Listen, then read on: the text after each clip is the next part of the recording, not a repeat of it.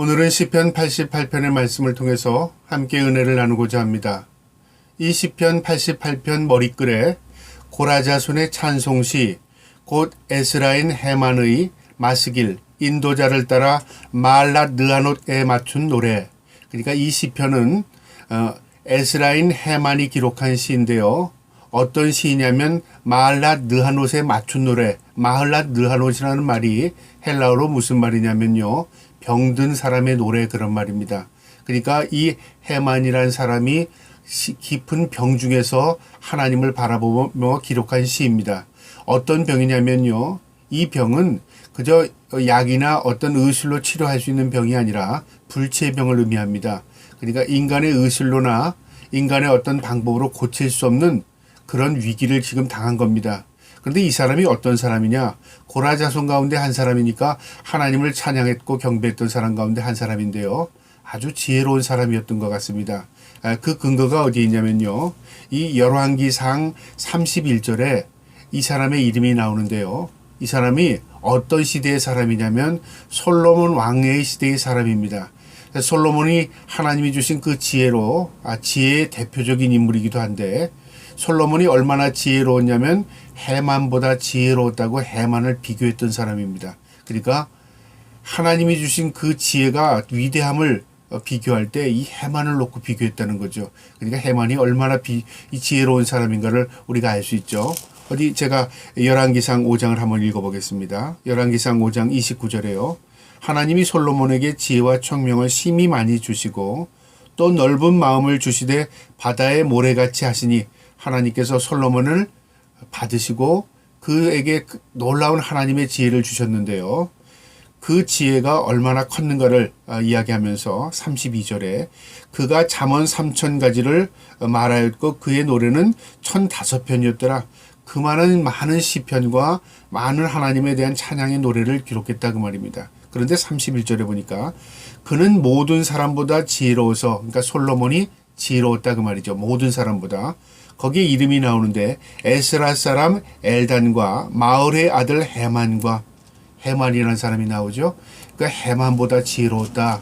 그것은 당연하죠. 하나님이 주신 지혜니까요.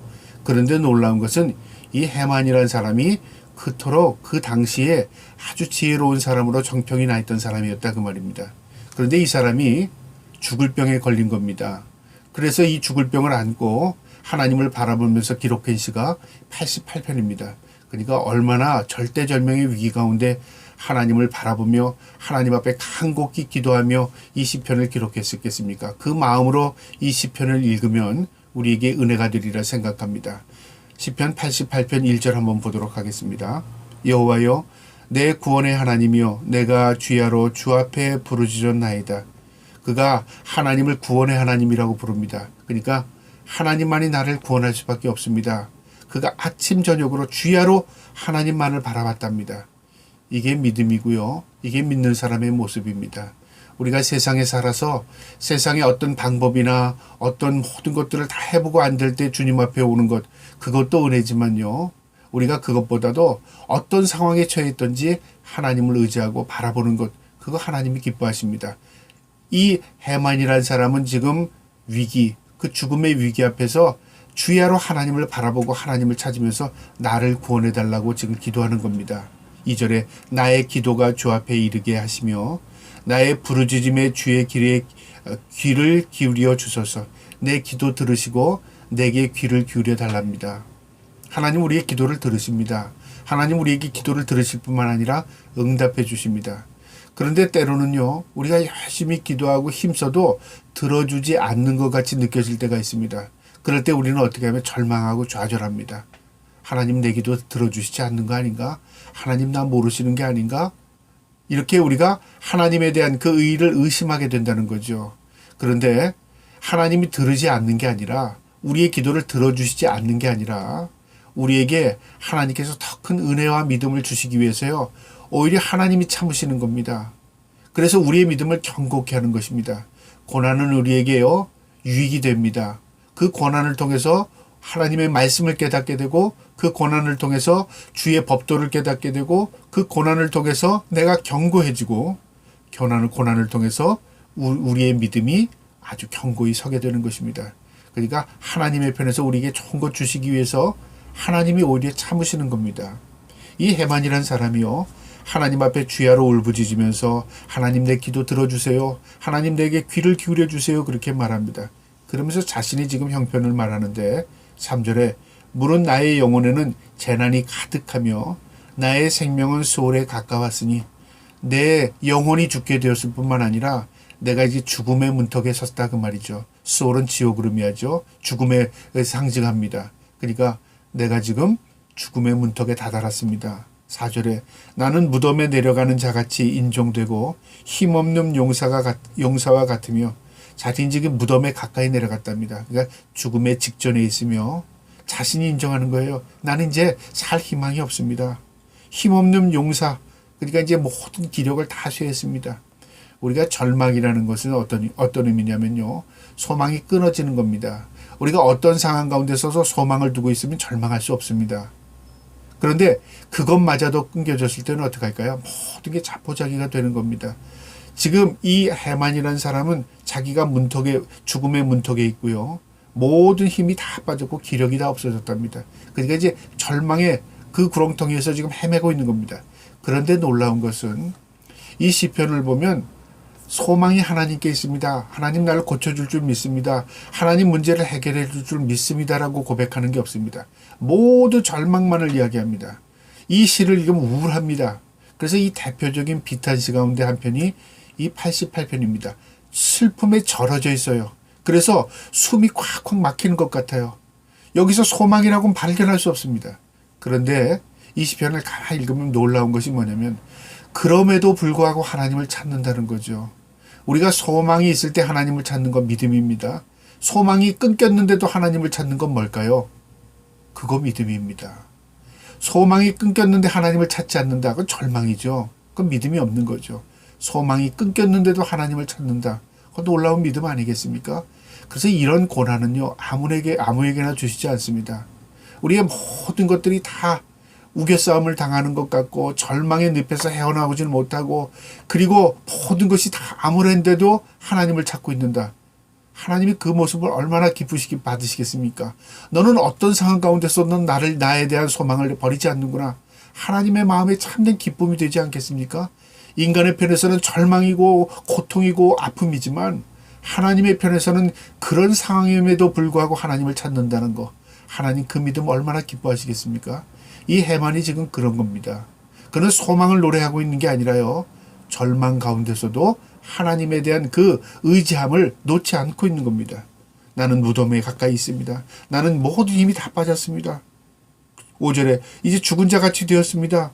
이제 무덤이 내게 가까이 왔습니다. 그렇게 지금 하나님 앞에 자신의 형편을 지금 하나하나 아뢰고 있는 겁니다. 6절에요.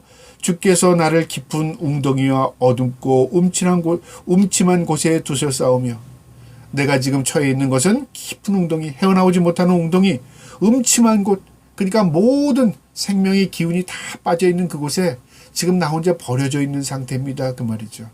우리는 이런 상태에서 무엇만 있습니까? 눈물과 절망밖에 없을 겁니다. 그럼에도 불구하고 이 해만이란 사람은요, 계속적으로 반복적으로 하나님 앞에 자신의 고통을 고하고 있어요. 하나님만을 의지할 뿐만 아니라 하나님이 나를 좀 알아주시기를 바라고 있다는 것이죠. 하나님께서는 마치 문을 닫고 그리고 등을 돌리고 있는 것 같음에도 불구하고 이 해만이라는 사람은요, 끝까지 하나님을 찾고 있는 것입니다. 믿음입니다. 7절에요. 주의 노가 나를 심히 누르시고 주의 모든 파도가 나를 괴롭게 하였나이다. 심지어는 하나님이 내게 진노를 내리는 것 같고 하나님이 나를 오히려 고립시킨 것 같은, 내 잘못이나 내 행위 때문에 내가 어려움을 당하는 게 아니라 오히려 하나님께서 나를 징계하는 게 아닌가? 하나님이 나를 버리신 게 아닌가? 그런 생각까지도 드는 겁니다. 그러니까 이것은 지금 막바지까지 몰린 겁니다. 고통이 아주 극한 겁니다. 8절에요. 주께서 내가 아는 자를 내게서 멀리 떠나게 하시고 나를 그들에게 가증한 것이 되게 하셨사오니 나는 갇혀서 나갈 수 없게 되었나이다. 이제는 내게 가까이 있는 자 누굴까요? 친구일 수도 있고 가족일 수도 있고 아내일 수도 있고 자식일 수도 있습니다. 내게 가까이 있는 자들이 나를 멀리 떠났답니다. 참 비참하죠. 그 다음에 나를 가증한 것이 되게 했답니다. 가증스러운 자, 부끄러운 자, 같지 않은 것조차 부끄러운 자. 우리가 어떤 절망의 상황에 있을 때요, 내가 아픔이나 고통만 가지고 절망한다면 어느 정도 견딜 힘이 있을 겁니다. 그런데요, 이 절망이 남에게도 부끄러운 것이 되어서 남들이 나를 피해요. 내가 당하는 고통뿐만 아니라 남들이 나를 상대해 주지 않아요. 저 사람 저주받아서 그래. 저 사람 하나님 앞에 징계받아서 그래. 만약에 그렇게 사람들이 나를 인정한다면 그 아픔의 고통보다 뭐가 더 고통스러울까요? 다른 사람이 나를 상대하지 않는 것. 다른 사람이 나를 부끄러워하는 것. 이게 더 고통스러운 겁니다. 지금의 해만이라는 사람이 그런 고통을 경험하는 겁니다. 나를 가증한 자로 나를 멀리합니다. 그 말이죠. 9절에 곤란으로 말미암아 내 눈이 쇠하였나이다. 여호와여 내가 매일 주를 부르며 주를 향하여 나의 두 손을 들었나이다. 세상이나 환경이나 모든 게 다 나를 등을 돌리고 있어요. 나는 이제 소망이라고는 하나도 없어요. 그럼에도 불구하고 내가 매일 주를 부른답니다. 어디에서 이 힘이 나올까요? 하나님에 대한 신뢰감입니다. 비록 하나님이 내 말에 내 소리에 귀를 기울이지 않고 비록 내가 하나님께 부르짖어도 하나님 응답이 없는 것 같아도 매일매일 하나님을 찾는 겁니다. 나는 주님 앞에 두 손을 들고 하나님을 부르짖습니다. 그 말이죠. 10절에 주께서 죽은 자에게 기이한 일을 보이시겠나이까? 유령들이 일어나 나를 찬송하리이까? 죽은 자들이 유령들이 뭘까요? 이미 죽음의 문턱뿐만 아니라 이제는 유령들이 이제 죽은 자들이 기이한 일을 보여 이제 죽은 자들까지 보이게 된 거죠. 소망이 끊긴 것만 아니라 이제는 생명에서 사망으로 옮겨진 것 같은 느껴지는 겁니다. 이제는 다시 살릴 수 없다고 자기 스스로까지도 그렇게 믿게 되는 거죠. 그럼에도 불구하고 하나님에 대한 그 절대적인 신앙을 놓지 않는 겁니다. 11절에요. 주의 인자하심을 무덤에서 주의 성실하심을 멸망 중에서 선포할 수 있으리까? 하나님 내 무덤 중에서도 구원해낼 수 있습니까?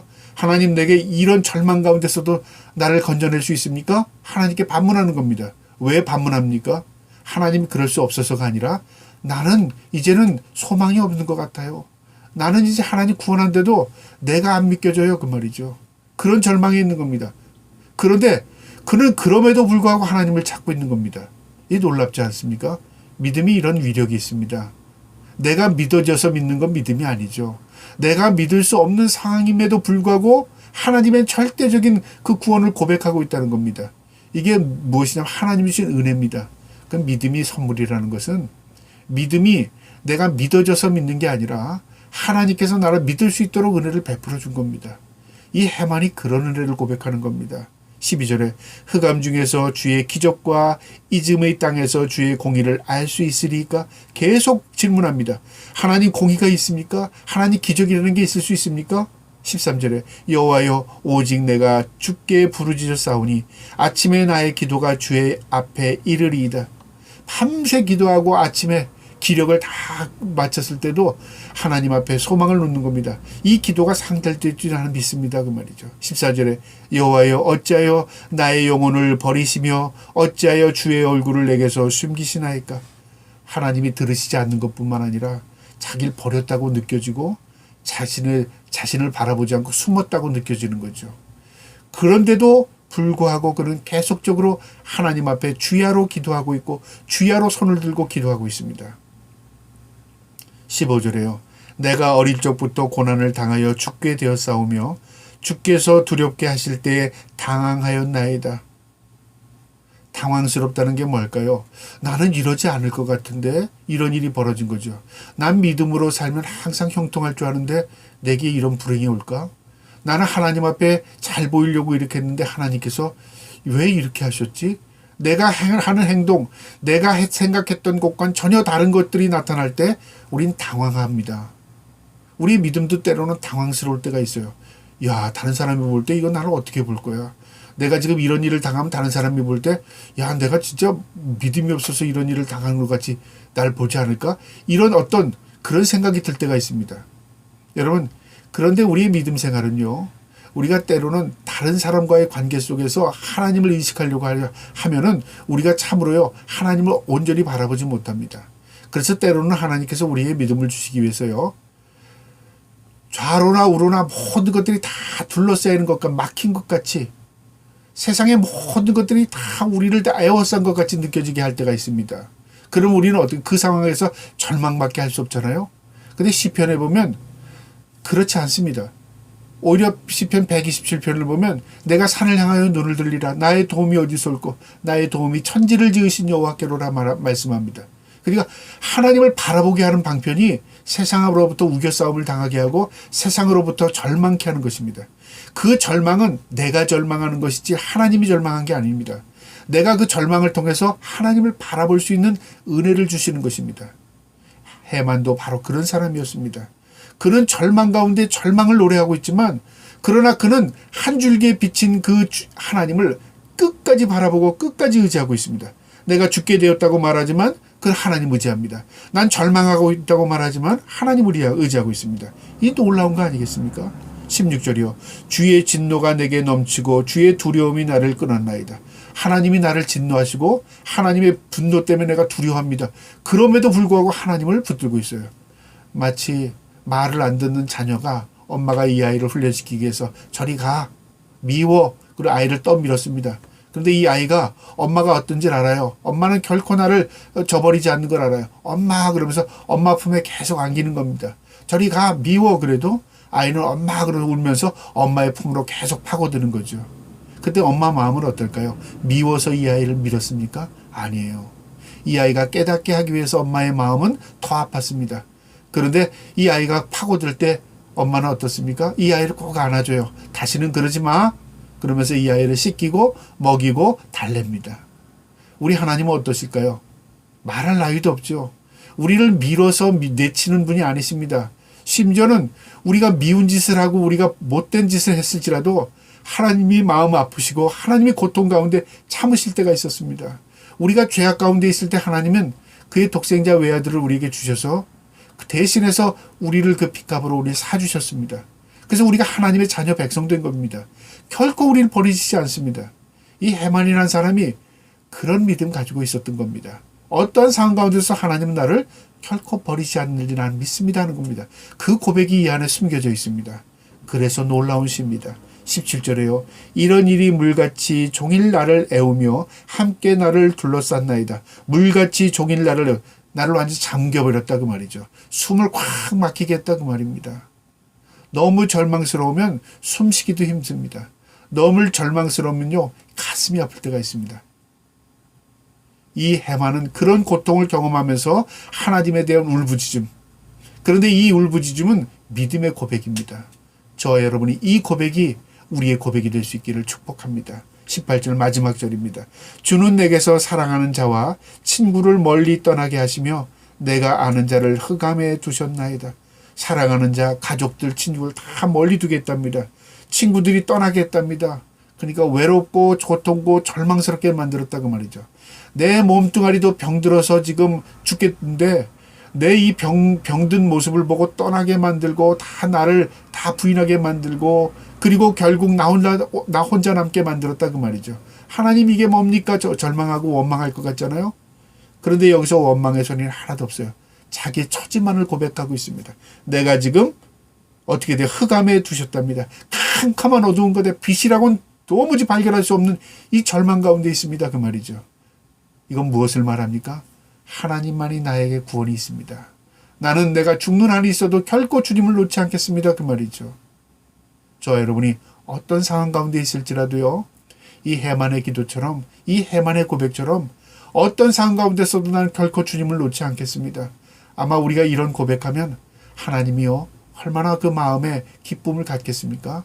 저와 여러분의 그 고백이 이런 고백이 주님의 기쁨이 될 수 있는 하나님의 백성으로 고백하는 자 되기를 주님의 이름으로 축복합니다. 아멘.